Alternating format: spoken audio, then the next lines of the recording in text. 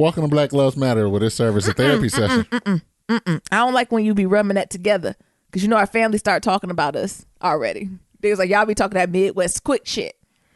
Welcome to Black Love Matters.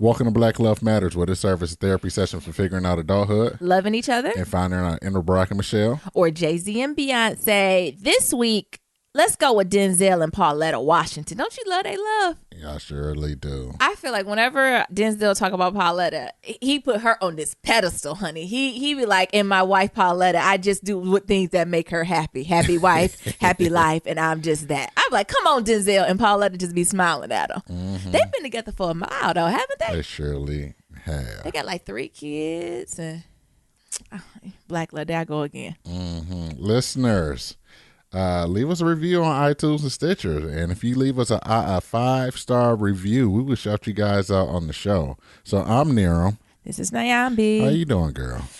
We starting with me with the check-in. Yeah, what you got going on? Where do I begin? Okay, first, I guess I think I'm gonna start as a new trend to talk his stories from work. As y'all know, I work at this big chain store, and when I talk to some folks love the negligee story. So I got another one. You know what else gets on my nerves at work? What? What are they called? The clickers, with the kids. The kids with the attention. The fidget spinners? Yes. Those motherfucking fidget spinners drives me up a damn wall. Okay? So again, y'all know I work at this chain store, and sometimes they call us to the front lanes to check folks out. When I tell you these children be click-clacking, tip-tapping on these spinners, and I'm like, what is going on? They're like, and I'm trying to get their parents' attention, but the parents too busy talking to the kids with the fidget spinners. And then what get me is that the kids with the fidget spinners then start going up on my register in my personal space. What you mean? You know, as a cashier, if I'm serving the role as a cashier, I got certain space that's mine. It's boundaries. You have all the whole store. The register was mine. And here come these kids. They doing tricks off of them. Like they rolling all on my register. They might as well come back and ring up the order, right? Mm-hmm. And so I'm kind of giving the parents that I like, get Johnny in order. Get Karen in line, right?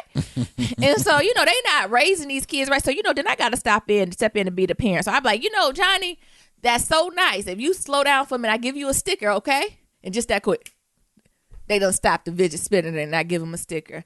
But, you know, that's my work story. But the next thing I wanted to check in about, briefly, I don't know if you know, in last week's episode, you brung up the idea of your baby scare. And I got so many text messages and people were like, what Niram was talking about? What happened?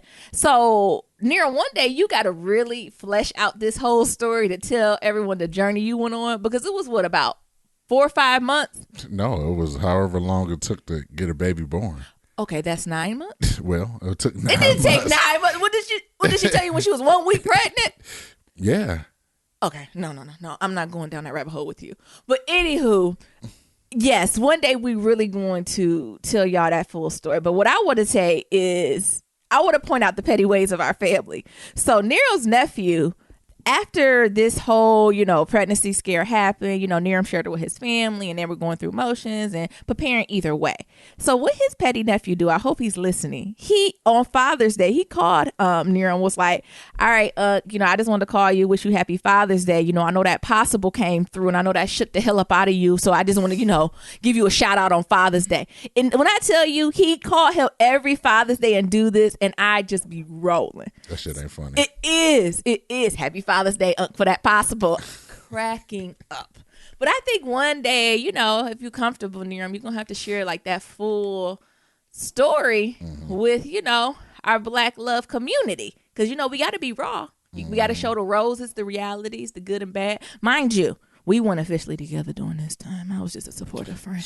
Lord, I was almost a baby daddy. How old that child be? Oh, my God.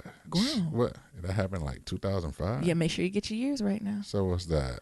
Too long. 12? That baby be 12 years old? Well, that baby is 12 years old. Yeah. Send good energy. Oh my goodness. So we're gonna definitely have to put a pin in that and come on back to that, Niram. But I'm supposed to be doing my check-in. I'm talking about Niram. But other things, other check-ins. So family, still on family. You know, we sent this out to our families and encouraged them to listen. And in the unboundary and oversharing nature of my family, they gave us everything, almost too much. But overall, it was super, super positive. But the thing they kept saying was they couldn't find the podcast. Like, I'm sending to my aunts, my uncles, my parents, my godmother and everything. And for the most part, the first few folks I sent, they was good. They was getting it. They were like, oh, we're so happy for y'all. Keep moving forward. But it was a steep learning curve for this podcast. Like, I had one Uncle Junebug. I know I've been tearing Uncle Junebug up for the last one, but it wasn't it. But he was like, I got the link for the podcast. I can hear y'all, but I can't see you. Where you at? Sir, it's a podcast. It's a podcast. I was like, you only gonna hear us. He was like, but I want to see the video. There ain't no video. I said, it ain't no. You almost said my uncle name. But I said, it's no video. But I want a video. I said, sir, that's not the goal of this. This is not what it is like in moving forward. And then same uncle, he said, well, I listened to it. Then I tried to call y'all after. And I was like, oh, I didn't see no messages on my cell phone, uncle. Almost. I almost didn't again. Guess what he did? What? He called into the show phone. Like, the number we give at the end. And Did he he was leave like, a voicemail? no, he didn't leave. He said he was trying to get us. I said, it's not live TV. Like, I love my family, but Lord have mercy. And I know I said I wasn't going to talk too much about Uncle Junebug in this episode, but he heard the show, he found it, and he ready to be featured on it. And I was like, well, what you going to say, Uncle Junebug? And he was like, well, I'm going to do the horoscopes. I said, oh, so you being funny. Oh, my God. Because I love all the stars, the moon, including the Lord. But, I love all that stuff. He talking about I'm going to take the horoscopes from you. I can see Uncle Junebug. Y'all cancers. Y'all niggas sensitive. Gemini's, y'all funny. You're two-faced. You Gemini's, y'all too funny. Y'all funny as hell. Funny acting Gemini's. Taurus, you're bullheaded. He just going off the top of it. Taurus, stop bullshitting. Yeah. You silly.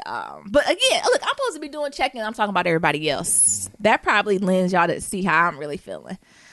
I gotta be honest, transparent, and raw with y'all. I'm still in my funk. Like, I thought I was gonna be able to snap out of it, but I haven't. Like, I'm still moving forward and positive and everything, but I'm still going through something. And I know I'm going through something because I finally bought that bag of salt and vinegar chips, and it was so good. Oh my goodness, it just fills a spot in me. Why are you looking at me? You had a couple of chips too, Niram. Shame on you for bringing those salt and vinegar chips in this household. Oh, I had to do it, but I think I got to take my next line of defense. And as y'all know, I love the Lord, and what I do is I need to get my gospel soundtrack going. So I call it my Team Jesus for Christ sound check. And I just like to play positive music to get me kind of just in the spirit and higher spirits and get me right. And I just been basically having the Clark sisters and Shirley Caesar on repeat. That's the only thing that get me out of it. What y'all know about them Clark sisters, though?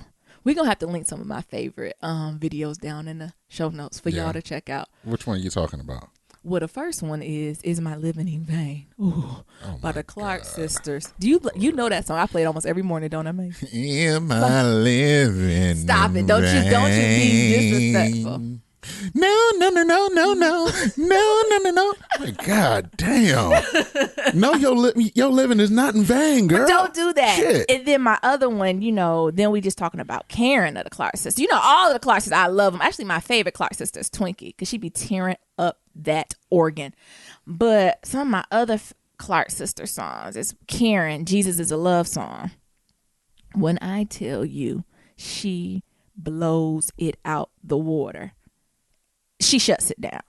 But no. Actually, before Jesus is a Love Song. Okay, scratch that. So my favorite one is by Karen Clark Sheard, Balm in Gilead. Come on, Jesus is the bomb. Okay, this is the one I want y'all to go look for, though. Just not anyone. Just don't go to YouTube and look up anyone. I want you to find the one where she in the gold sequence on YouTube, and she has Detroit hair with like these baby hairs that's curled. When I tell you, she blesses you and she throws down. Every time I hear it, I want to shout. So we gonna link that because y'all have to experience this.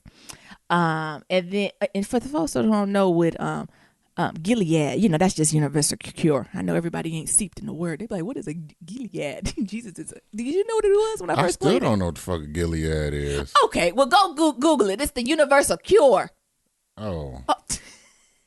Oh, come on. Last song. Jesus is a stem cell? No. Well, hey, my Lord is. Oh, okay. And then my other song that I put on my gospel playlist is a song by Avery Sunshine, Safe in His Arms. When I tell you, it will get you where you need to be at the right time. And again, I'm going to link a good one for y'all too, because I'm big on YouTube and finding these live performances.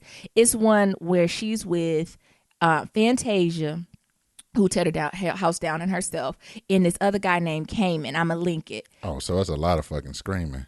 Oh, it ain't nothing wrong with, you know what? It is not no screaming. She is throwing down, but I'm going to link that one too.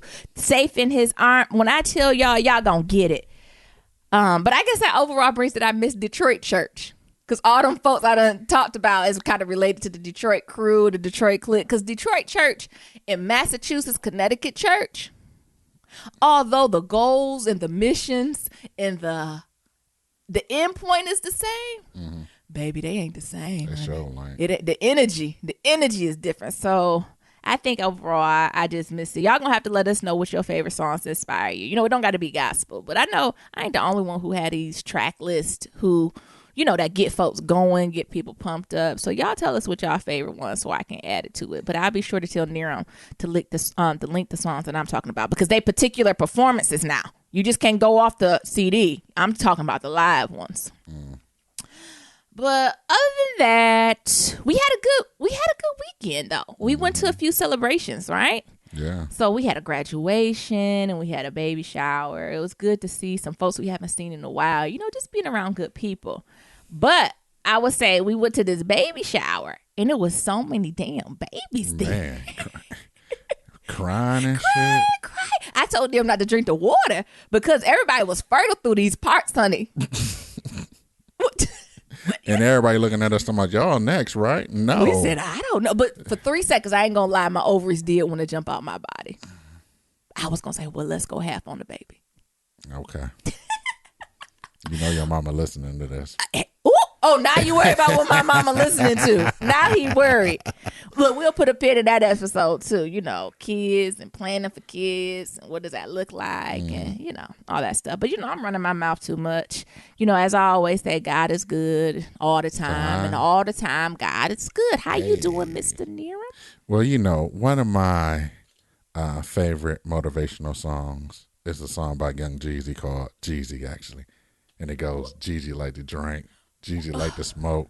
Jeezy like to mix his armor camera with his. Don't do this. Don't. I'm telling you, that song get me so hyped. I can't think of nothing else. I thought you was going to sing your favorite. Look, we talk about a lot of gospel today. I thought you was going, what's that gospel song? Because did you used to be in like the Glee Club? Hey. What was that song called? Jericho? You like the Battle of Jericho? Joshua fit the Battle of Jericho? That's your inspiration. No. Come on, give your check in. Don't be coming off on mine. Look, my other song, DMX, Rough Riders Anthem. Stop. Drop. Shut him down. We didn't ask you to sing. All right. We can't be getting copyright. No, that's enough. I'm just doing a cover of it. Man. How you doing though? How you doing? For real. I'm feeling good, feeling great. Thank you for asking.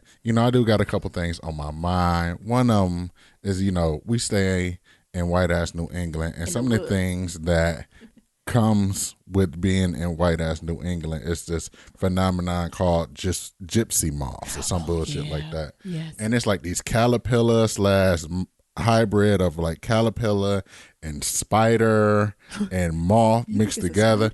because like they shoot out web and they make honey. webs and shit, and they like be floating. You know, I can't even walk around my neighborhood because they like floating in the sky.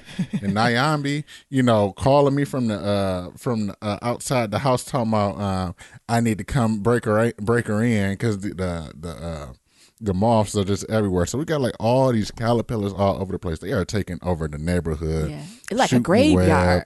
Like shooting web everywhere.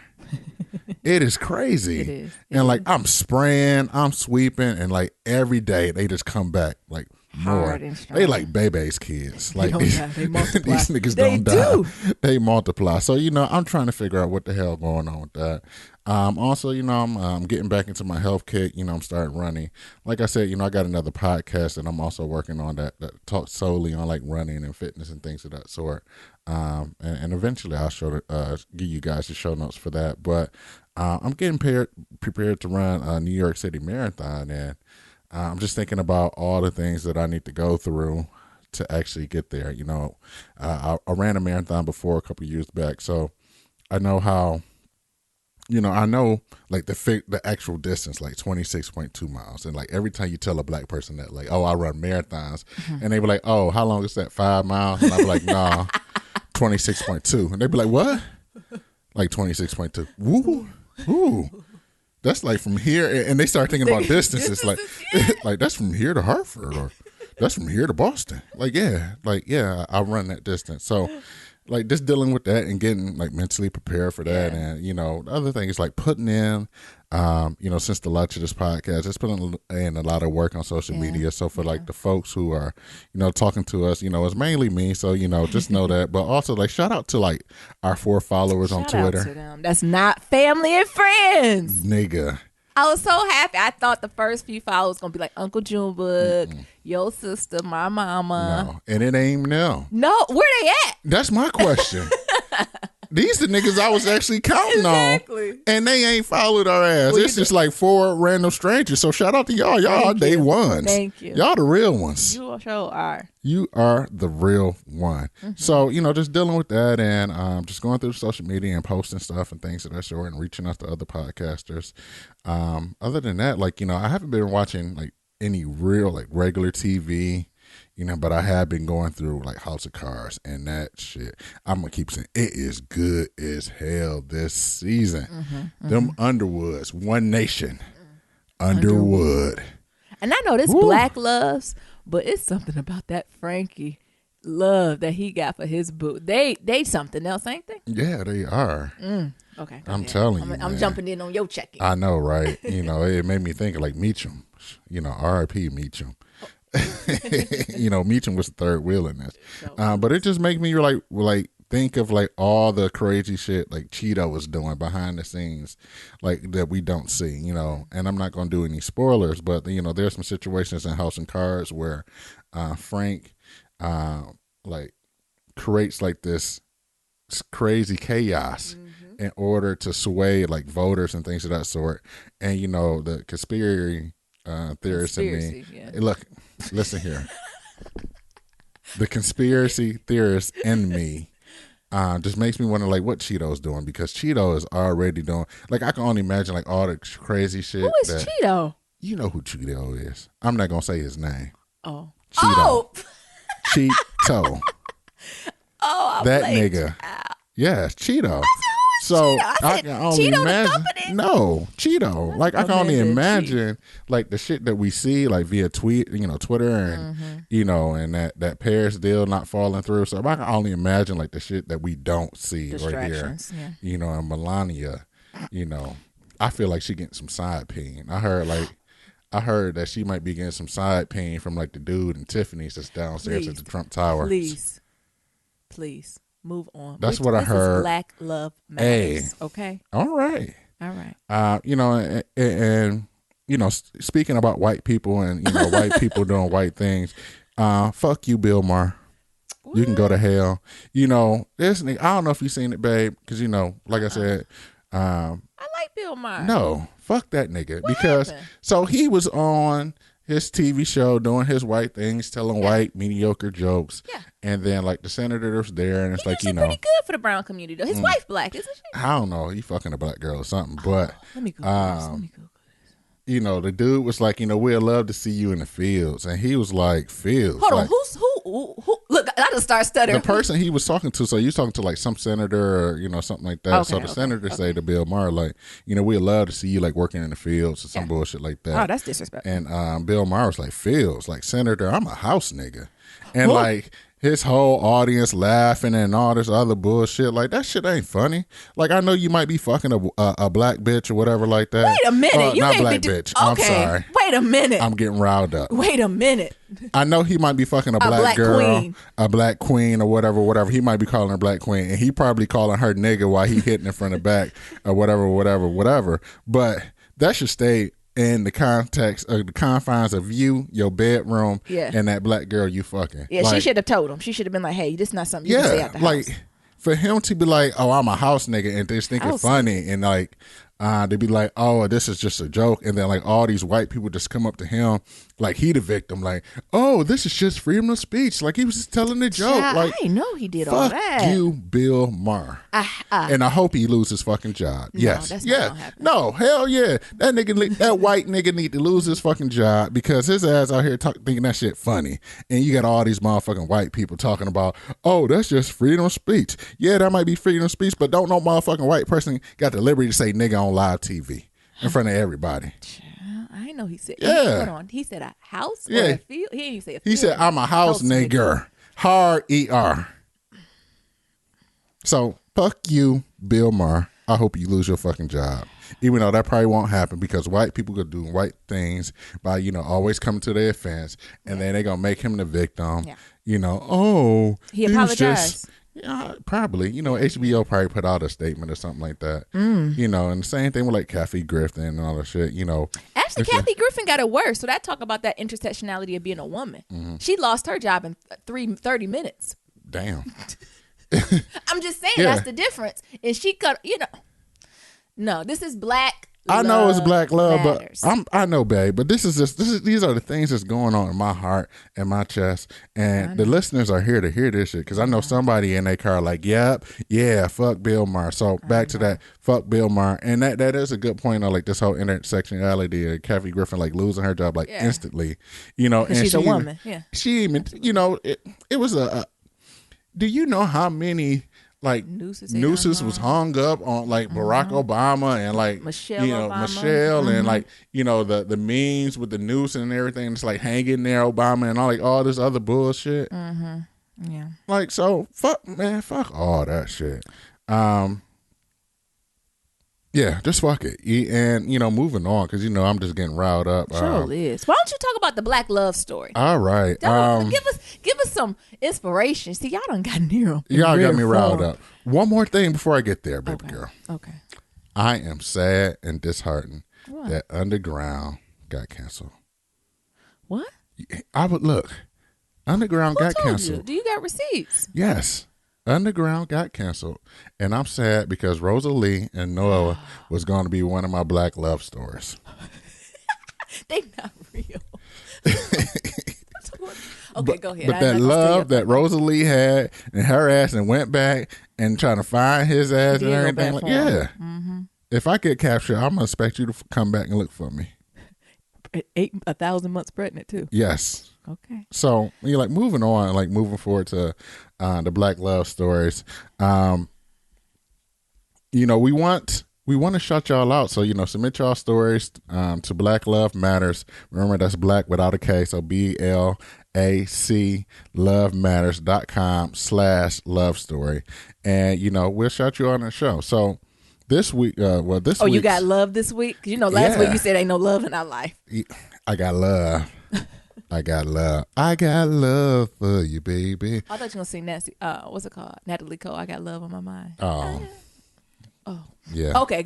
Again. So go. Our black love story for today is Tracy and Anthony. So yeah, These are my favorite people. You know, we actually had some people submit some shit. So I'm geeked about that. So Yes. they've been together for about 16 years, been married for 7 as of June 27. So, you know, they've been in there for a long time. Yeah, they double digits, honey. Yeah. That's almost Ooh. They met through Anthony's father and Tracy's aunt, and then they started kicking it through Black Planet. Do you remember Black Planet? Hold on. What? They met through his father and their aunt? Yeah. How'd that go? I don't know. Okay. You Look, supposed to- they submitted this stuff, and this is what it said. It said, we met through Anthony's father and Tracy's aunt. Okay. And then they start kicking it through Black Planet. So we got to fill in the points. I do remember Black Planet. Look, to answer your question. Do you remember Black Planet? Yes. Are those profiles still live? I don't remember to say. And I had to go back and delete mine a long time ago. Remember those chat rooms? It'd be like age, location, ASL, age, section, location. Remember them chat rooms? Yeah, and just be up in there just chatting it up. Come on, Black You know, Planet. that was the first time. Fakes, but white folks always take stuff from us. Yeah, they always steal it. Okay, come on. And then Trace that's when and you used to Ann. get catfish too. Yeah, because I met up with a couple girls on Black Planet, and they did not look like what they picture looked like. But that is a whole different story. So they knew each other was the one because they kept breaking up and getting back together. And then Tracy's grandmother told her that no matter what, Anthony will always be her grandson. So, and you know, you can't say no to those elders. You know, when they be like, he the one for you, you just got to listen to them because, you know, they be prophesizing, things of that sort. So, you know, Tracy, you know, asked God to send a few signs. And then next thing you know, they got together. What was the signs? You didn't.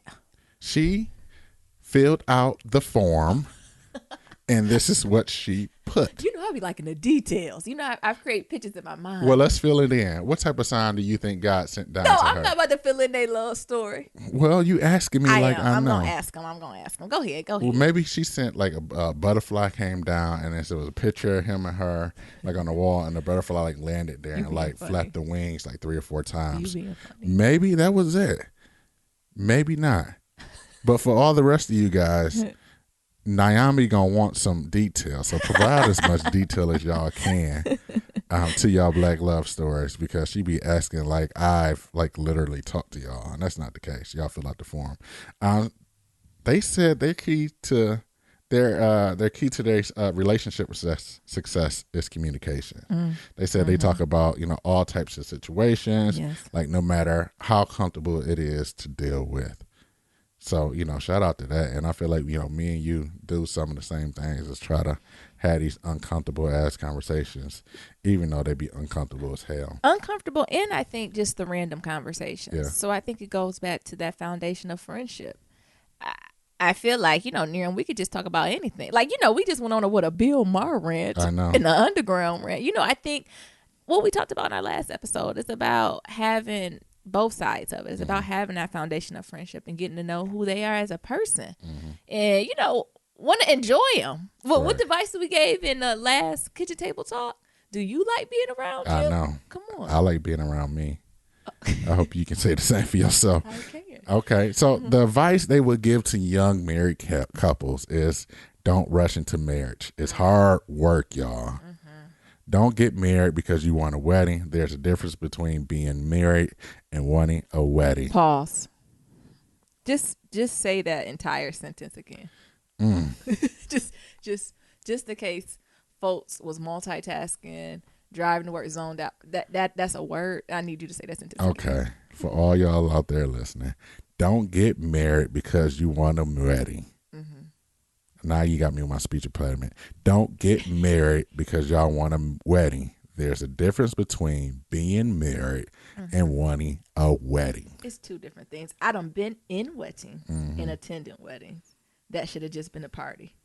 You know, like our good friend Nia say, he don't go to weddings that he don't believe they're gonna work out. Don't work out. So we gonna have to bring him on the show. Oh, we gotta bring him to the show because he said he don't want to lie before God. Yeah, because he said this is a pact between the couple, him and God. So and he can't be a part of the lie. He can't be a part of the lie. So moving on. Yes.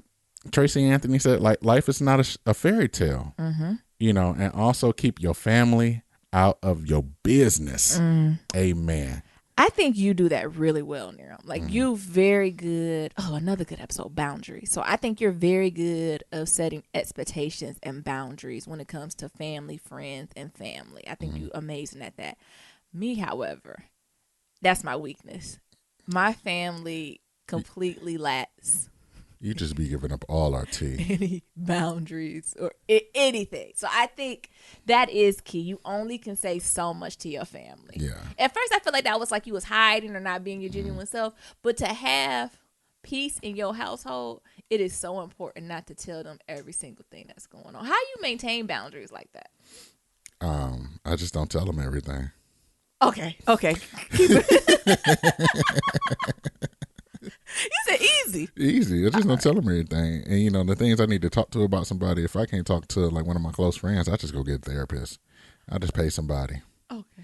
And then I just vent my ass Ain't no off. wrong with therapy. It ain't. Another pen. Therapy in the brown couples. Yeah. So, last thing that Tracy and Anthony wanted us to know, that they had a lot of ups and downs throughout their relationship, but it takes understanding and two people willing to work together. So don't give up and have a great foundation and keep God a part of your relationship as well as your life individually. Amen.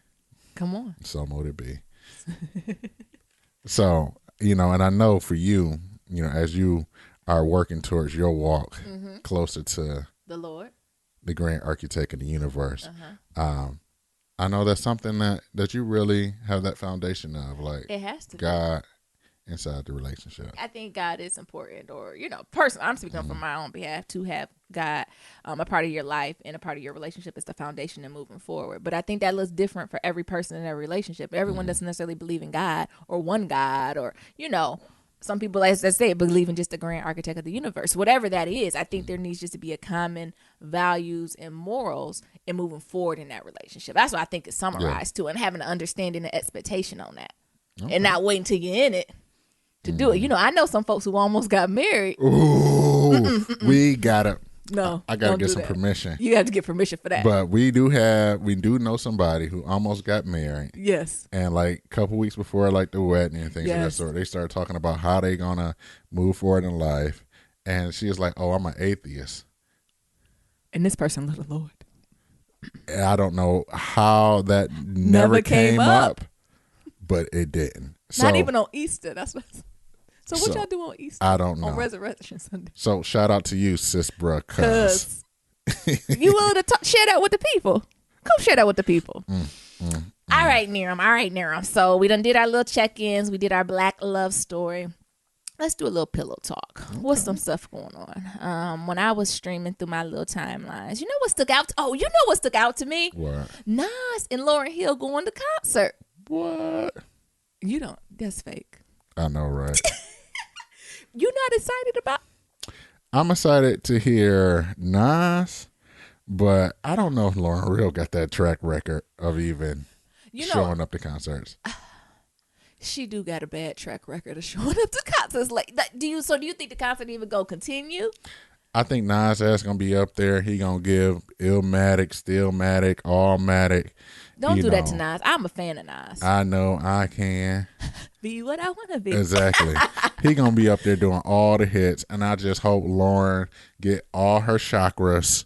Pray to whatever Get God. all them children ready. Get babysitters for them kids. Yes, pray for whatever God that she pray to, and get whatever she need to do so her ass can come up on this damn stage. You know how I feel about my coins. So you know my coins an investment. Sometimes I'm scared to invest in Lauren. You know, I don't know if she's gonna be a good investment. No. Can you get insurance on tickets like today? I think you can, but I even think that's a scam because you got to go through all hoops and shit just to get your money back. And the thing is, you don't get your money back if they don't show up. Like, you got to do some Kanye shit. Like, they got to go to like a hospital. mental, have a complete mental breakdown. Yeah. She just running late. Her Uber ain't coming, ain't enough, huh? No, that ain't enough. But I was excited when I see it because you know Lauren be riding on that one CD, but it not. But low key, I'm a Nas fan. I stand for Nas. Okay. You don't like Nas? I'm okay with Nas. You know, Nas is cool. I'm not gonna even hit on his lyrical skills. Like that's just he the GOAT when it comes to that. But I just feel like some of his beats he be picking up be so damn boring, and I just be ready to fall asleep. And then edit them. Yes. Don't do that to Nas. But no, I'm talking about Nas. Like, okay, so now his last CD that he had was, it's all right. But I'm talking about Nas in his prime. So like 2003, 2005, when it was like him and Kelis and Nas. Did you love them? Yeah, they was a good couple. I love they love. They was off the hook. Because I even think back, I forgot who I was having a conversation with, and one of my girlfriends, and we were just out to lunch, and we were talking about high school or something like that, and we graduated in that time frame, and we were like, but low key, who would you rather like go to lunch with? Would you rather do like a Jayz and Beyonce or Nas and Kelis? But circa like 2003. Oh, so not now. Not now, please. I'm going to the Carters. What are you talking about? Now, I could have just been a server at their push party, okay? I don't even got to go to the lunch. Oh, you're not going to Nas and Nicki house? Who is Nicki? Minaj. That ain't real. Don't do that. They getting that for the clicks and the lights. Okay. No, but I'm talking about Nas and Kelis. Okay. 2000. Like, who would you rather have lunch with? So I'm talking, this is back before all this hit the fan. So Okay. Kelis and Beyonce, they both was kind of coming out. They both had hit records. Jay-Z, I like Jay-Z too. But you standing for Nas. I stand for Nas Well, back then though. I'm going for Jay-Z and Beyonce. 2003, not now. Yes. Now they the goats. Yes.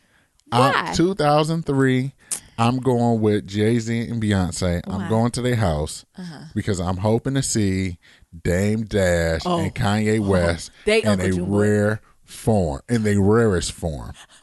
So in my head, I feel like Dame Dash is the type of nigga who ain't got no boundaries, like Uncle Junebug, and he might even have a key to Jay-Z's house. So while we having lunch, might be playing dominoes, Jay-Z, me and Jay-Z talking, Beyonce, doing Beyonce things. What's Beyonce things? Whatever. Practicing, Yeah. getting ready for Crazy in Love. Yeah, doing Beyonce things. Take over the world. And then like during like me and Jay-Z just talking about life, like I feel like Dame would just like show up out of nowhere Man. with like 2 Armandale bottles. Do you mean Armandale bottles? Yes. Is that champagne or is that vodka? That was vodka. And like doing like a Diddy shimmy. vibe. The Yes, shimmy. the Dame Dash, and then talking about, he asking me, Niram, you got a job? And I'm like, yeah, Dame, I got a job. And me and Dame getting this argument about I ain't no real man because I got a job and I ain't putting that together for my kids. Oh my goodness. Dang. So you ain't even in it for Jay-Z and Beyonce. You in it to get the tea. Yes. And while I'm there, I look to the side, after me and Dan getting on this argument, I look to my left, and there goes Kanye West in a pink polo and a The book original bag. guy with Cartier glasses. Yes. From Chicago. Yes. Pink polo. Come on. A book bag with Yes. nothing in it. Cartier glasses. Hold on. You said nothing in the bag. Nothing in the bag. Nothing in the backpack. I wish we could insert pictures. I'm like my uncle now. Put the picture up. Nothing in the backpack. And he's like, This is college I don't dropout days. I don't even know what the hell y'all talking about. I'm going to let y'all finish, but I'm the greatest producer ever in this household. You're crazy. So that's who I'm going for. Low key, y'all know I stand for Beyonce Giselle Knowles. But if I gotta say 2003, just lunch or dinner hanging out, I gotta go with Kelis and Nas. What are you talking about? What are you talking about? Why? I would have Uchi Wally my ass all the way down. Where is he from? Queens? Yeah. And I would have been hanging with them. First of all, they was just that hood love. Do y'all remember Kelis' wedding dress? It was like green and he had a top hat. And remember her bossy area? She had like all these poodles. It was just poodles, fried chicken. They was just my type of people. They ain't think like it would be interesting. You just there for the poodles and fried chicken. What? Shut up. But they vibe. You know what I'm saying? You ain't like Kelis vibe. I think I like Kelis energy mixed with Nas energy. I just feel like it was just something a little bit different, a little raw compared to Jay-Z and Beyonce in that era where they were a little bit more, they are now, a little bit more private. You ain't really know what they was talking about. They could be boring, they could be turned up, but I feel like Kelis and Nas circa 2003 was at their prime. And in a rare Negro form. And that is my type of people. Shout out to Kelis now. I follow her on Instagram, honey. Yeah. She be making that food and be having sauces. And her skin is immaculate and her curls be banging. Melanin and popping, huh? She gorgeous. All right. Who lost in that one? Nas. Okay. I don't know. Ooh. He got Nikki on his arm now. They having sleepovers and shit. Not real. Stop falling into the trap of not real alternate facts and fake news. I'm not gonna let you just keep calling me out on this podcast. Cause you be talking about stuff that not real. But you saying who won and who lost. Have you seen the latest craze that folks talk about? What? I say craze. Y'all can't see me. I'm doing air quotes. The other thing I seen was something called divorce selfies. You seen that, Niram? Yeah, I seen that shit. What you think? Low key. First of all, explain what the divorce selfie is. So it's this white people shit. Like I said, it's white people doing white things, and they just taking pictures, taking selfies after they sign their divorce papers, and putting it on Instagram, Snapchat, and things of that sort. And then I don't know who was the person. It had to be a white person to be like hashtag divorce selfie, and then everything started catching on. Low key, like. I think that's corny, kind of awkward. Yeah. But I guess if people can like break up on good terms, I guess that's cool. I think about growing up as a kid and like seeing my mom and dad fight and shit like that. Yeah. And like they big like knockout, drag out arguments and shit like that. And it was times where I was like, man, why don't y'all just break up? Like maybe y'all be happier. So, I see like where this breakup surfy is, but. I'm not for it. I agree. I think this is white witchcraft. What? What you said? Or maybe they white witchcraft. Maybe it's millennium shit. Like, maybe it's our generation. Like, everything does not have to be front page news. Like, it just seems like it's no discretion or even respect for the process in going through it. I remember when I first seen it, I laughed at first, but then I got a little sad. Why? Because divorce is not easy. Divorce is not, I would assume it's not something people want to do or people don't go. I would hope that at least 90%, if not more, of folks don't go into a marriage saying, oh yeah, I'm about to divorce you. I can't wait to have our divorce selfie. Like, you think those people just like, I just can't wait till we have I thought you was talking to me. I'm like, wait a damn minute. Do people go and do that? And that's why I thought it was sad. Like, who does that? And then on top of that, to immortalize this moment in history forever, because it's the internet, so it's gonna be there forever. And is that something you want to live on forever? Compared to these other moments. So, at first, I got a little angry, upset. Like I said, I thought it was white witchcraft, and I was like, no, this is the millennium kids posting everything.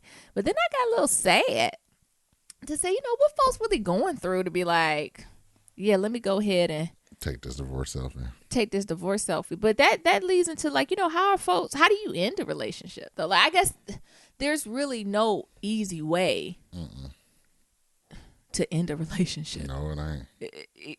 Either way, it's going to look rough. So that brings to our topic of the day. You excited for this, Niram? I didn't tell him about this, y'all, so I'm taking them off guard. You are taking me off guard about this. How to end a relationship. So the question is, when and how do you end a relationship? So this is not just marriage. So we're talking about a relationship, period.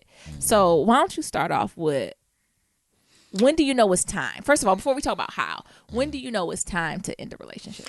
For me, I just think about like when you actually dreading that person coming in the house, like they be gone, and you be like, yeah, I'm just living life. Like, hey, turn up, and they come in the house, and like your whole mood be all fucked up. Like you just dread, like seeing them, hearing their voice. So I think that would be a time to break up. Like, y'all just gotta go somewhere, either see Von Zant, or y'all just gotta leave that shit alone. I think also the idea of when you're in a relationship and you no longer make that person a priority. Like, I've been around friends who, I'll say, oh, you want to do X, Y, and Z? Did you want to check in with so-and-so? They be like, girl, I don't care what. Ooh, sis, bro, cuz. I don't care what so-and-so doing. And I'm like, oh, okay, but do you want to check in? And I was like, I'm living life. And I'm like, damn. Like, but that's a thin line too, because I do think to be your best self in your relationship, you have to be your best self, and you do have to do self-care first. But I do think it's something about taking in consideration that other person, and when that's not even in a picture, that's a huge red flag. The next thing that I think is a huge red flag is when there's no planning for the future. So I think something as a couple that is consistently done is future talk, prep, and planning. So if there's a point as a unit where y'all not even talking about the future, where are you going with it? Like, do you know what I'm saying? Yeah, I know what you're saying. Like, y'all don't got no goals. No ambition. There's no ambition. What's the next step? Or I've seen it also, we're in relationships with folks who be like, they'll try to talk about the future, and the other person will shut them down. Like, we don't got nothing to talk about. I'm just going to be with you. You're going to be my woman. Don't make me come out myself. Don't do that. Shout out to them. But and then also this other idea of goals and values that no longer align. You know, I'm the first person to say it's more than just love to make a relationship work. You know, what's love got to do with it? That's what 30% of know me. Yeah. You know, because, you know, like you was talking earlier, like, you know, your ambitions don't lie. You know, where's that saying? Like, you know, there's no romance without good finance. Like, so, you know, that money ain't playing around. You know, you ain't getting no sex from your partner or no intimacy. Like, if none of that stuff lining up, it's going to be a problem. I think that was the big four, though. So I think the big four for me is when ambition, religion, God, whatever that is, money, and sex or intimacy. If them four things start to fade or you're not on the same page, it's a wrap. Yeah. But I think what one that folks really look over and don't talk about a lot is this idea of ambition. So, you know, as the old Southern folks say, if you're not equally yoked, it's going to be trouble. So, you know, me, as the, you know, we're in a relationship. So I can't have these goals and high career aspirations and life aspirations, and you don't want to do that. That's not gonna work. No. That's not gonna, you know, working in, because what's gonna build is resentment. And resentment is ugly, honey. Hey, you know, I'm a competitive ass nigga, so my woman going to get a PhD, y'all best believe I'm right behind her ass, because she ain't gonna be the only one talking about hello, doctor, and then Mister. No, hell no. It's gonna be doctor and doctor. So yeah, I see what you're saying, and I also feel like every couple ain't got to have that ambition to, like, you know, your woman getting PhD, you getting PhD, but I think you have to be great in your own sense. Yes. So, like, whatever greatness means to you, like, if that's Fortune 500 company, and then, like, yo, Mrs. or man gonna be PhD or whatever, entrepreneur, like, whatever, like, they genius zone is when it comes to that, like, you gotta figure that out. And I think it's key what you talk about is that idea of the genius zone. So I'm not even saying you got to be Fortune 500. I don't care if you're a janitor, but I need you to be the best damn janitor there is out there, and also have ambitions and moving forward. So other things, I need you to be looking forward to something. Does that make sense? Yeah. So, you know, I don't even think it's just the academic or career rise, but it's just that idea of ambition and really wanted to move yourself forward and do bigger things. The next one we said was this idea, you know, I think God, religion, the greater architect, that's a huge one. You got to be on the same playing ground. If you're not on the same playing ground as that, it's going to be rough. Yeah, it sure is. It's going to be rough. Money, of course. I think if you just Google why relationships break up, the first thing is coins, okay? Yes. You know what? Another pen. We got a lot of pens in this episode. We need to just do a money episode. So what does it mean, you know, to be in a relationship and navigate with money? How we, you know, maybe we can be raw. We can share, you know, how we divide up money, what that looks like, how you save. You know, what happens, you know, if one person makes more money, if folks got different spending habits, if folks come in with not so great credit. Right. You know, the other thing I'm noticing is family. So that maybe, you know, y'all both have same values with, you know, finances and jobs and savings, but maybe one person believes giving a little more money to other family members to other. I done had lots of conversations about that too. And then the last one, I think this idea of intimacy and sex. We got to have a sex episode. Yeah, that's coming. That's coming. That's coming. But I just think that's important. And I think, you know, sex, when it comes to the basis of, yes, that is important. But I think it's a greater idea of intimacy too. So really being connected and intertwined with that person. When that start going down, right. When you start doing that Melania hand slap or Trump you don't even want him to touch you. She said, "Don't touch me." Ain't no intimacy. Get your hands off me. She hit him with the back up off me. So well, how would you break up? Like, how would you walk away? That's hard. Mm-hmm. I think, I'm thinking about, my past breakups. But now being in the space I am, I think it's important to do it in person. And although I know the children don't believe in this with the age of social media, you have to do it in person. You have to be upfront. Mm-hmm. The only, ladies and gents out there, reason I wouldn't say this, do this, if you got you a ticky boom boom. So if you got you a bomb, honey, go with somebody. Or you might need to just, when they go to work, pack your shit and leave. Okay? And just go. Because there's levels to this. Okay? And don't even leave a letter. Don't leave no letter. Don't leave no contact information. Block their ass and get out. Y'all know what I'm talking about, the ticky booms. So if you dating the ticky boom, get the hell out. Just leave. Don't get no notice. I don't watch too many Lifetime movies. But that's, that's in the stream. And y'all know who y'all is in them relationships out there. Mm-hmm. But I think some of the things when you breaking up with someone, I think it's important to be honest, but not cruel.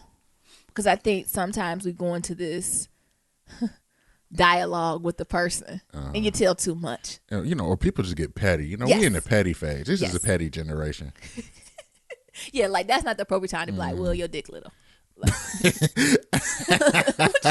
That's not it's cruel. That's cruel. It may be the truth, might be no lies, but that's not the appropriate place.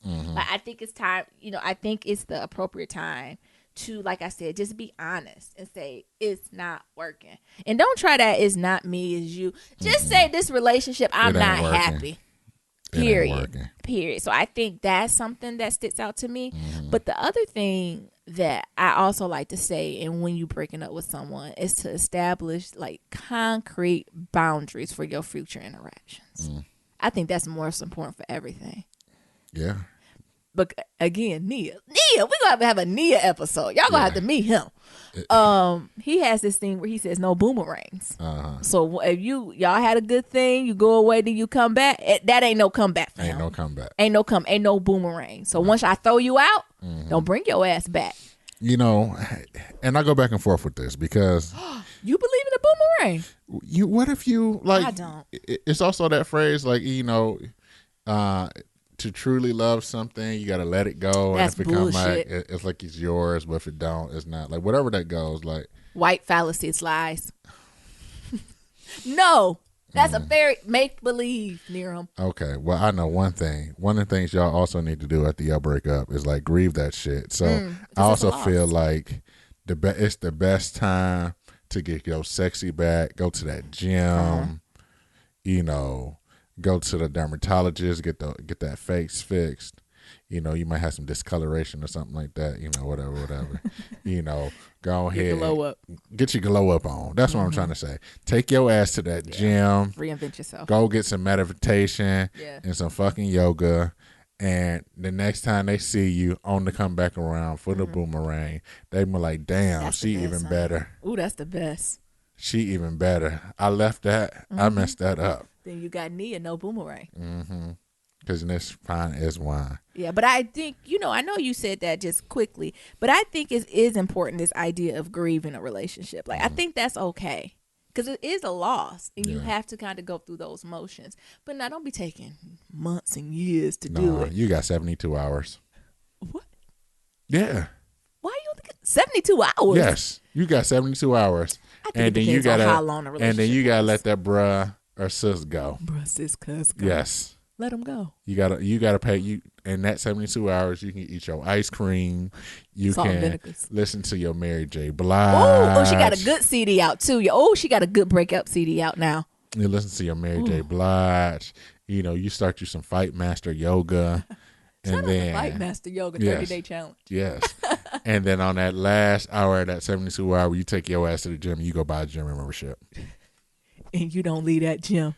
And you just go every day. Until 6-pack form. Right.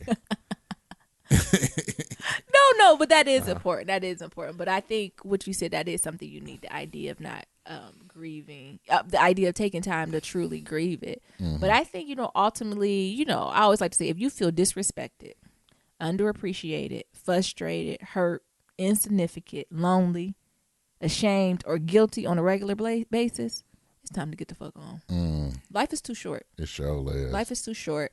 And the how to do it, I always say, try to do it in person. Be honest but not cruel. Establish these concrete boundaries. No boomerang. And remember to grieve it. But remember what I said before. If they ticky boom boom, sometimes you just gotta walk away. You just gotta walk away with nothing. Not even a Dear John letter. Pack your shit up and go. So speaking of breakups, we talking about all this breakup shit like Niambi. No, Yeah. no. I already know what you about to ask. You was trying to stir up some shit. What was your worst breakup? No, you go. You go, because you're really stirring up some stuff now. What you mean? All right. My breakup, this kind of goes into this whole baby scare that I was talking about. And I don't know if I'm ready to share this. We'll just see how this goes. Yeah. So I was dating, like I said, I was dating this girl for like less than 180 days. Doing time. Yeah. And, I had left to go to college.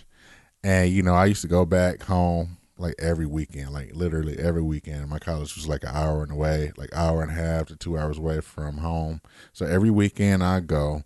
And then, with me going to college and she stayed back at home, she like, oh, I'm getting too good for her and, shit like that, blah, blah, blah. So one day she text messaged me and like she just going to like this long ass like text message. It just kept going forever. And, this was like text message like 1, text message 2, text message 3, and like she breaking up with me, talking about I'm too good for her and I don't deserve her and all this other bullshit. So I'm trying to call her like, fuck all these text messages. They still coming in, ding, That's ding. when text messages was 10 cents a piece. Yes. Using up all my damn data, text messaging You to at me. $13. Right. I'm trying to call you. I got free nights and weekends. Oh, you remember free nights and weekends. So I'm calling. Text message still going on. I'm calling. Text message still going on. So I say, fuck it. I'm pissed. So I just hop in the car and I drive 2 hours. Show up the house. Can't find her ass. She's still sending me text messages. She won't talk to me. She won't do nothing. So I just said, fuck it. Fuck her. And then a couple months later, I get another text message talking about I might be a daddy. What? Yes. And I'm going to leave it like that. What? Hold on. So she just broke up. Wait, yeah. Wait. She broke up with me via text message. She didn't call me. I called her. Hold on. Did a text ever say we broken up? Like what? Yes. It was like the last one was like, we over. Like, stop calling me. Oh. Like, it's over. Oh. What's her sign? I can't remember. Oh, okay. I like to know the signs. Stop calling me. I can't talk to you. I'm crying right now. It's over. And it's like, no. What the fuck is this? No. Hold up. But did you love her? Was you in love? Was you in love or you in like or in lust with her? Oh, I was definitely in like I said, it was like 180 days. So I was definitely in like. Okay. But my thing is like, if you're going to break up with me, like at least give me the respect to break up with me either in person or via the phone. Like this whole text message bullshit, like hell no. Nah.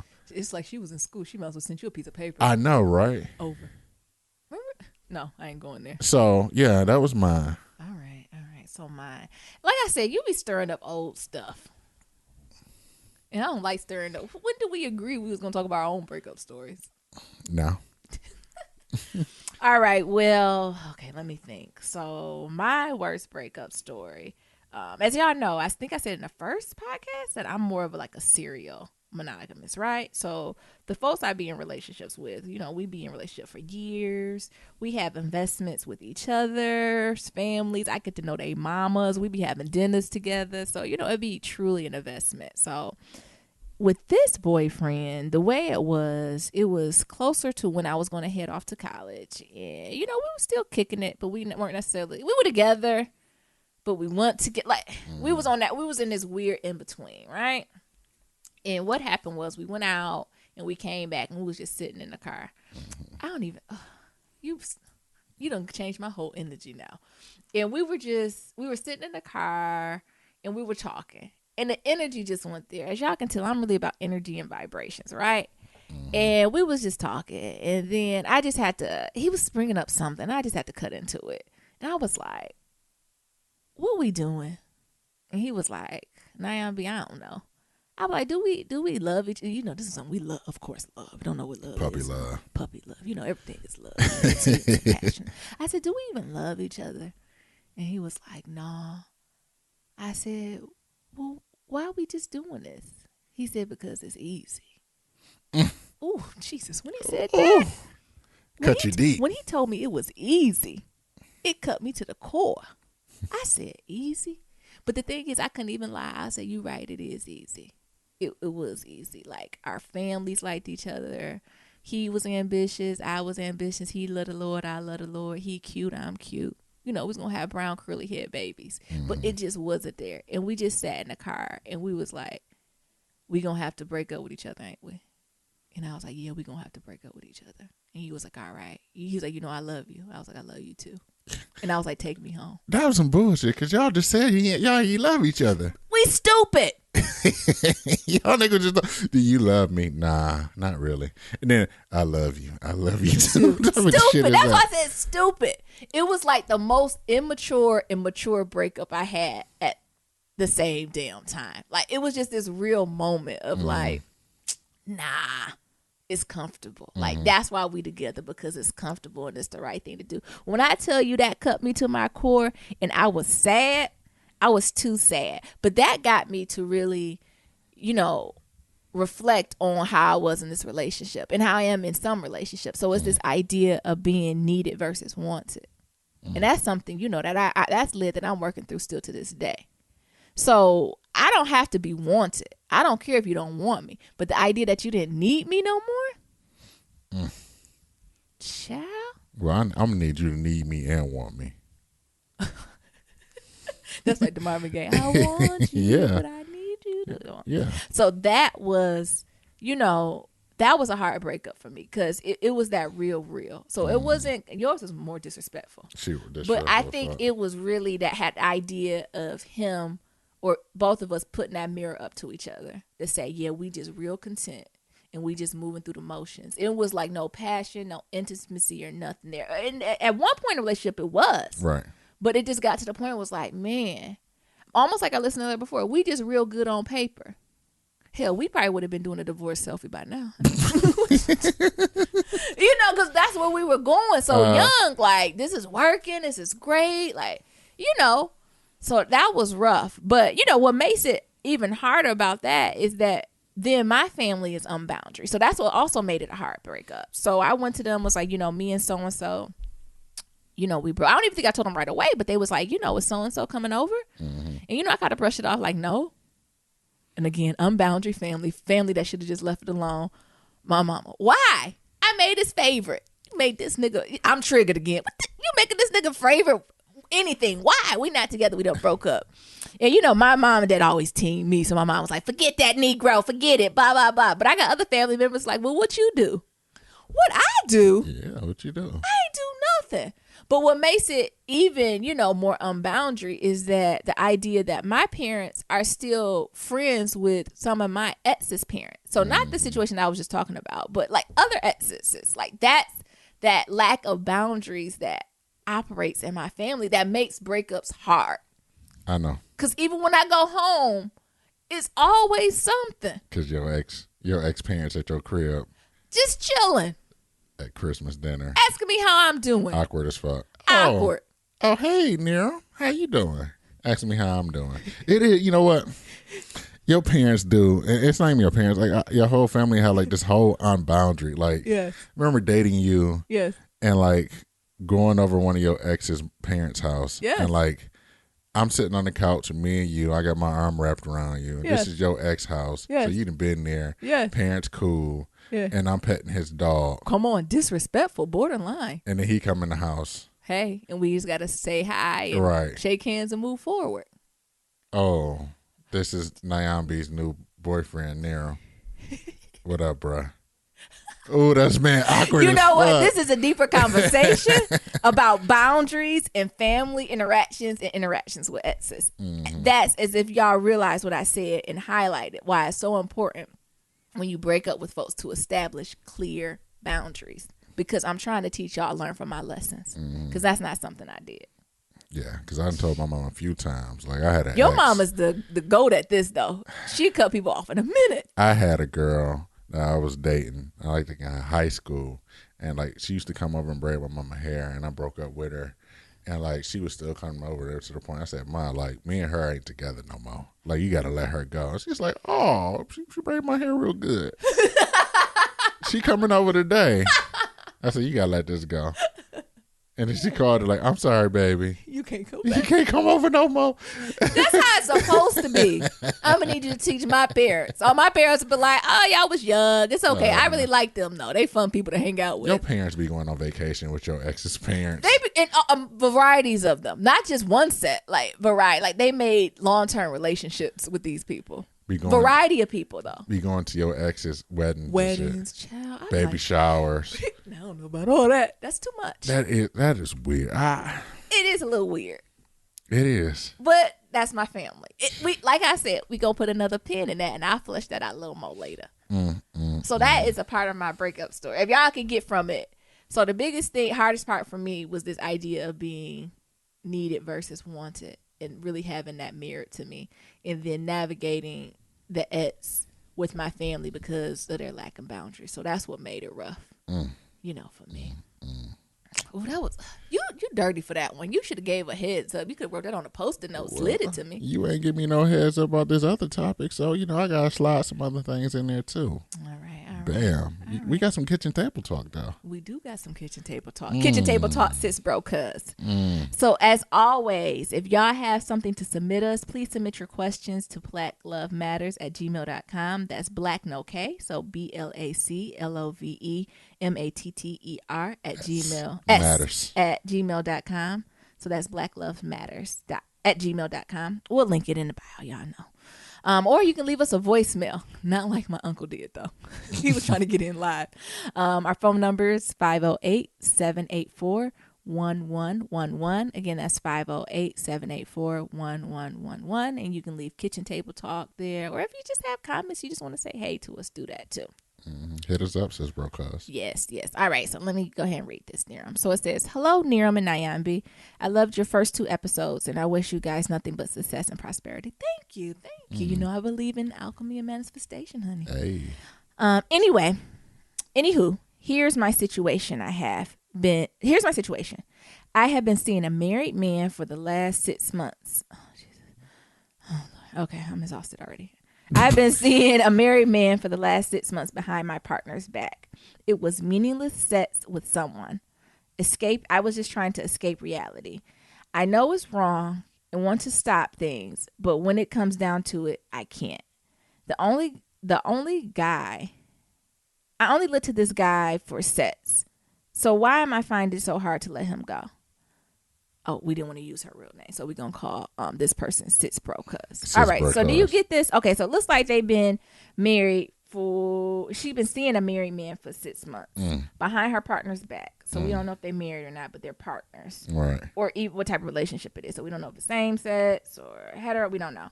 And she's been having meaningless sex with someone, escaping reality. She knows what's wrong, she wants to stop, but she can't. And she's only looking, she know this guy's only looks to her for sex. And she wants to know why she find it so hard to let go. So that's the question. Why is she finding it so hard to let him go? I'm exhausted. Do I go? Let me go first because I'm quick and easy. I have low tolerance for this. Go then. Because this person, Sis Bro Cuz, is trying it. Because they already answered their question within this question. So she wanted to know, her question was, why am I finding it so hard to let him go, let this person go? Shit, 3 sentences above, didn't you just say you was trying to escape reality? You know the answer. The answer is within you. So it is easier to be in this mess, I think, than face the reality of whatever's going on in it. So I think the answer to the question is you messed around with this married man just for the sex, knowing he don't love you or nothing, to escape the reality of your partner or your personal life. But I think within that is 2 different issues. So the first one is, why don't you like your reality? Like, period. What is going on in your reality or your relationship? So, is it something with you and your partner? Y'all not kicking it? Is he not laying it? She, sis bro cuz, not laying it down like he's supposed to? Y'all not talking? Look, we're going back to what we talked about before. Is it intimacy? Mm-hmm. Is the values, morals off? Is it the Lord? Money. Is it money? What is ambition? What's missing? So I think that's something to be very aware of. But also, I also want to say through this, indiscretion or this type of cheating, I don't think this necessarily the end all be all for a relationship. If your relationship is really strong and grounded, I do think cheating, messing around with this married man is something that she can get through the partner. But I think first you got to realize, is this something you even want to work out with this person and come to that realization? So I think that's something she got to work through on herself. And y'all, I got lots of opinions on cheating and working through it and what's it look like. Again, another episode. Because also, when I think about cheating, I also think that emotional affairs are more harmful than the physical ones. Mm. So, in this letter, she said it was meaningless sex. Yeah. So it's not about that new person and navigating through that. It's not that. It's something else going on. So I think that's something they need to figure out. And sis bro cuz, the second issue that I talk about, why are you messing with a married man? It's so many single people in the world, or people in relationships that have open relationships. You got to be careful with messing with a married person, okay? So I think, first of all, about this sis bro cuz even going to mess with a married man, they showing that they don't want no type of commitment together. Because in the back of their head, they already know that this ain't going down too far. But the second piece to that, I got to say, you got to be careful messing with a married man and or woman. Because they partner going to run up on you, okay? They're not going to run up on their partner. They ain't going to run up on their husband or wife or whoever they with. They going to run up on you. You knew they ass was married. Come on. I done seen too many Lifetime movies. I done lived in Detroit for too long. I done seen bricks through window. I done seen all types of crazy foolishness. So you got to watch that. You tread lightly on messing with a married person, period. So again, to summarize what I said, because I think you want some bull, because you already answered the question. So to answer your question, you trying to escape reality, duh. And first of all, you need to figure out why your reality all messed up, and figure out if you want to even stay in a relationship with your partner or not. After that, why is you married? What's with this married man? Leave that alone. Run far, far away from it. I don't got much for this one here. I think that cancer already in. They just want to be petted. See, they want to be petted and told it's okay. Brace yourselves. Oh, you got something there? I know why she messed around with a married person. Well, go. Well, first of all, it's non-committal. Mm-hmm. Both of them got skin in the game because they both got something to lose. They don't want to be with nobody else. So they just fucking each other because it's just easy, right? Come on. So, one of my questions is like, are you addicted to this pain? Ooh. And like, what made you get here? Like, what made you want to like step out and like be a jump off for one? Because you the side piece. Ooh. You think he the side piece, but you really the side piece because he a married man. And if he telling you that his ass is leaving his wife, that shit ain't true.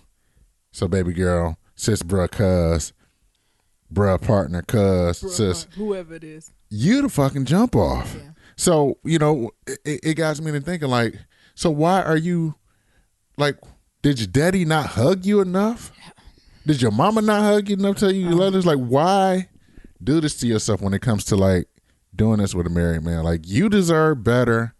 And your partner deserve better. So, but while I'm not telling you to go like ruin your partner's life and, tell them you cheating on them and things of that sort. But I think the first thing is like, you need to figure out, do you even want to be in this relationship with them? Because I argue that could be selfish sometimes. Yeah. Going to tell the other person, this is what I did, this is why I did it. And you ain't going to end up being with them no way. Right.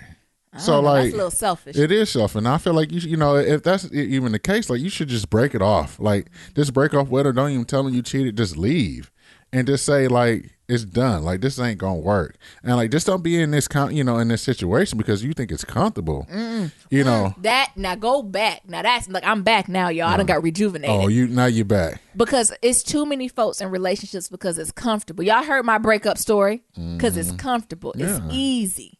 And and that's what I mean. Like just don't be doing this shit because you think it's comfortable. Like being in this relationship, having side sex and all this other shit. Like it's 2017. Like folks are having open relationships, open marriages. Like it don't need no point to even go down to like this whole cheating point because you can have a conversation. And most of the time, maybe, I don't know, 50, I'm going to say 50-50. I don't know what it is now. But, people will be willing to have like this open relationship. So, while I'm not the one to pass judgment because I got my own dirt and shit like that, but I can tell you like this shit ain't healthy. Like you leaving a void in yourself and with that person, and the only thing that's going to be able to fix it is your God, your grand architect in the universe to feel it, because something wrong, like something deep down you hurting, sis bro, cuz. And for you to even go out and go to a married person and like knowingly know they married and know they ain't gonna leave, and I'm gonna tell you like this, if he telling you he gonna leave his wife, he lying. You to jump off. Did your daddy or your mama ain't hug you enough telling you love you? I think that's the problem. You probably need to go get some therapy because this is something that's going on. And my last thing, like, while you fucking around with this married man or whatever, like if you gonna go fucking around with somebody and be somebody else's side piece, like at least do it single. Yeah. Like just don't be fucking up somebody else's life because you fucked up in the game. Like if you gonna go do this shit, at least be single. Or be straight up. Yeah. Be straight up with people. Yeah. And say, this is what I do and this is what I look out to. Do you agree to this? Yeah. So, sis, beloved. Because hurt people hurt people. Yeah. And you create some more hurt. Right. And then we got our friend who on Plenty of Fish who trying to find somebody, and then they done went your partner and they all hurt. Everybody all fucked up. And she, sis Burka talking about how their last person cheated on them, with a married person. Yes. And they just so hurt. Now they got to go get some vines on healing too. Yeah. Or I don't believe in marriage. Yeah. Come on. Because you didn't fuck them up. We done got all these episodes lined up. Because you didn't fuck them up. So, beloved. Yes. Get to the root of this. Like, get to the root. Get some counseling. Yes. Talk to the grand architect in the universe. Talk to God. Yeah. Talk to whoever you think you believe in, Buddha, Allah. And figure out, do you even want to be in a relationship with this dude that you even kicking it with? Like, I know it's meaningless sex with the married dude, but do you need work? Yes. And if so, you got to do the work. You got to. And that's all I got. All right, Niram, you done stepped in. Because you see, I wasn't here for it. But you broke that down. I got... It was on your spirit. It was on my spirit. I Come on. I be thinking about this sometimes. Cancer energy. I'm telling y'all about that cancer energy. I was thinking about like my nieces and nephews growing up, and I'll be looking at them like, you the side piece. You the side piece, right? You're not the main. You're not the main man. You the side. And for you to be knowingly be the side, like you hurting. Yeah. So we need to figure out why you hurt. Discounts. You don't give discounts on love. You deserve more. Oh, come on, Niram. Well, all right. I think that's all we got for today on all the matters of Black love. Black lives matter. So, before we get out, question of the day. Like we got a couple. What's your favorite songs that gets you inspired? For me, it's Stop, Drop, Open Up Shop. Okay. For me, Niambi, we're going to link all of them. We're going to link my Team Jesus for Christ playlist for y'all. I'm telling you, your spirit will be shook by it. Also, what's your worst breakup story? Shoot us out. Shoot us up. Shoot us up. Hit us up and let us know. What was your worst breakup story? You got something better than that tops me and Niambi's. Hit us up, and how... And when should you break up with a relationship? How you know it's dead? So you can respond to this stuff on SoundCloud. That's Black Love Matter. Remember, that's Black No K Love Matters on SoundCloud. You can also go to Black Loves Matter, BlackLoveMatters.com. Remember, that's Black No K LoveMatters.com. Or shoot us a voicemail at 508-784-1111. You can always also email us at blacklovematters@gmail.com. Remember, that's Black No K Love Matters. All right, that was a wonderful show. Ooh, that was good. That's good. Number three. This is real. This shit is real, baby girl. I'm so thankful for our 4 followers, God, and my mom and your sister for listening. Yes. Again, we'll see y'all in a little bit. Don't forget, love is ever evolving. Talk to y'all next time. Peace.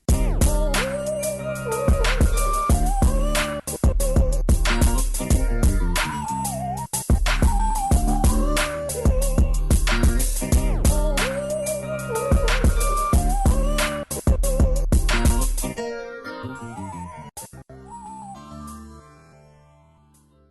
a drunkard in the spirit. I'm hooked too. Come on, Karen. I have it. Hey, it's a toot. Hey, tripping too, but instead tripping on LSD. Oh. I take God and it takes me high. Yeah. Oh my goodness, I love the Clark sisters. Are you ready?